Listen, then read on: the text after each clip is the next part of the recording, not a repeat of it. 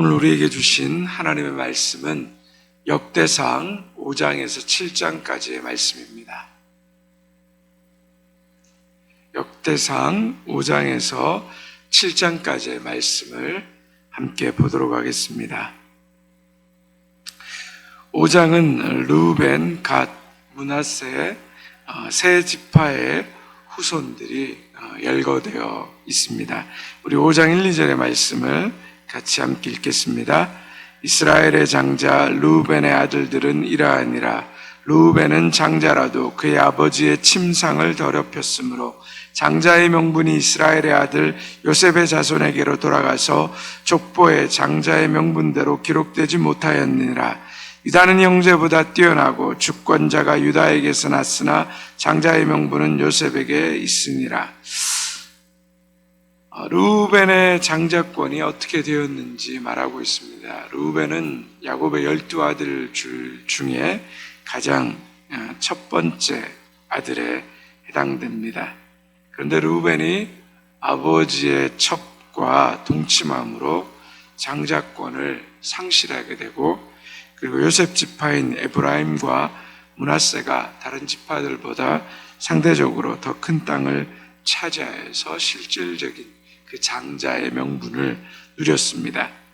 그러나 명목분인 르우벤과 장자의 명분을 실질적으로 누린 요셉도 진정한 장자의 유업을 받은 것이 아니었습니다. 역대기 저자가 어디에 초점을 맞추고 있습니까?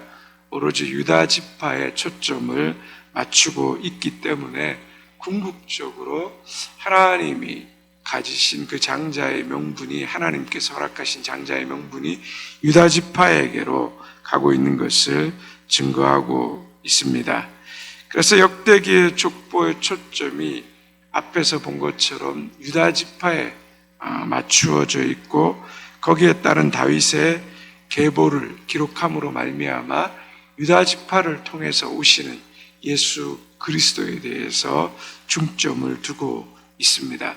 그래서 2절 하반절에 보면 주권자가 유다에게서 났다라고 표현하고 있는 것들을 보면 우리가 그것을 이해할 수 있습니다. 6장으로 넘어가겠습니다. 6장은 레위 지파에 관한 기록으로 대제사장 아론의 그 계보로부터 이스라엘 전역에 거주하고 있는 레위 지파에 대해서 기록하고 있습니다. 이스라엘 백성들이 역대기가 바벨론에서 포로 후에 다시 귀환한 그 세대들을 향하여서 기록되었다라고 말할 때 가장 중요한 것이 그들의 뿌리를 찾는 것이라고 말했습니다. 그래서 그들의 뿌리가 바로 이 족보를 통하여서 나타나고, 그 뿌리 가운데서도 유다 지파를 통하여서 오실 예수 그리스도, 그래서 다윗의 계보를 중점적으로 기록하고 있고, 또 한 가지 중요한 것이 있다면 그들이 성전 신앙을 중심으로 회복되어야 하는 것입니다. 그래서 그들의 삶 가운데 하나님께서 그들을 세우시고 아담으로부터 그들을 일으키셨고, 그들이 하나님의 백성으로 다시 신앙의 정체성을 세워가는데 가장 중요한 것이 무엇이었습니까? 그것은 바로 성전 중심의 신앙이었습니다. 그들이 하나님 앞에 온전히 순종하지 못했고, 그들이 하나님의 명령을 따르지 못함으로 말미암아 그들의 죄악의 심판에 의해서 나라와 민족을 잃어버리고 성전이 회파된 것입니다. 그래서 다시 그들에게 중요한 이 성전 신앙을 회복하는 것이 중요했습니다.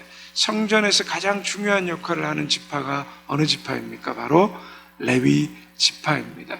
그러므로 이 역대기에는 레위 지파의 계보와 족보를 중요하게 다루고 있었습니다.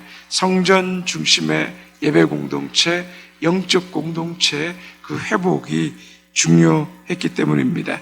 이러한 중요한 역할을 감당해야 될 사람들이 레위 제사장이었기에 역대기에서는 이들의 역할과 족보를 중요하게 여기고 있습니다. 7장으로 넘어가겠습니다. 북부 지역의 남아있는 6지파들 이사갈, 베냐민, 납달리, 므낫세, 에브라임, 아셀 지파를 언급합니다.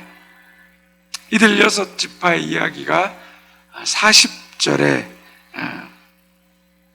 기록되고 있습니다.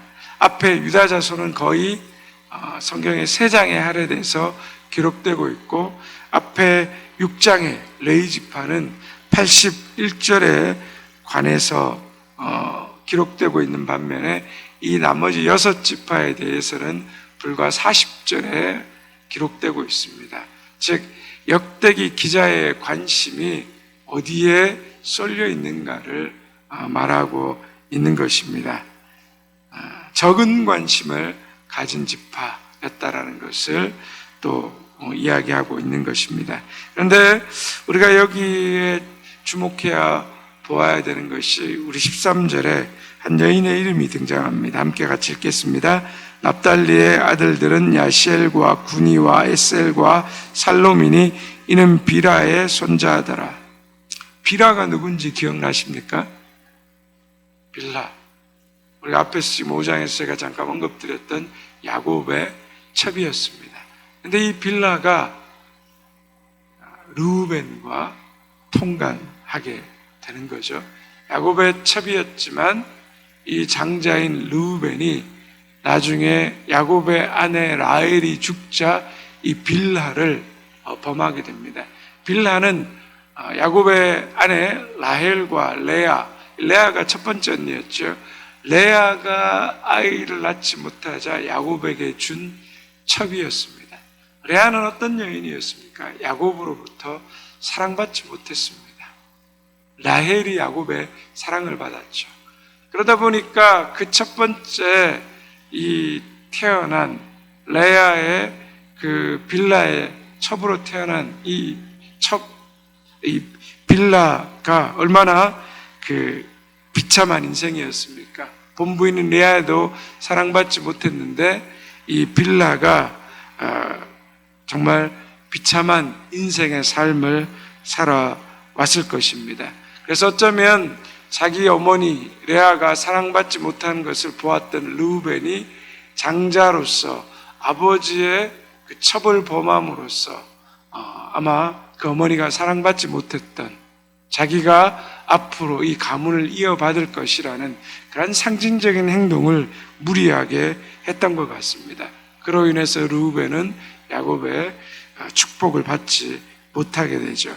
그런데 어쨌든 이 몸종으로서의 그러한 참 여러 가지 안타까운 아픔이 있었던 여인의 역사가 이 성경에 거의 언급되어 있지 않던 이름이 이 역대기의 족보에 기록되고 있었습니다. 그것은 무엇을 말합니까? 하나님은 이 참 기구한 인생의 여인, 비참한 인생의 여인의 이름을 기억하고 오랜 시간 후에 성경에서 다시 기록되고 있다는 것입니다. 후대 사람들이 비라의 이름을 기억하고 떠올리도록 이 여인을 다시 세우셨습니다. 하나님은 한 이름 없는 여인의 인생을 잊지 않으셨고 기억해 주셨고 그 족보에 다시 기록하고 계시다는 사실이 우리에게 큰 위로가 되는 것입니다.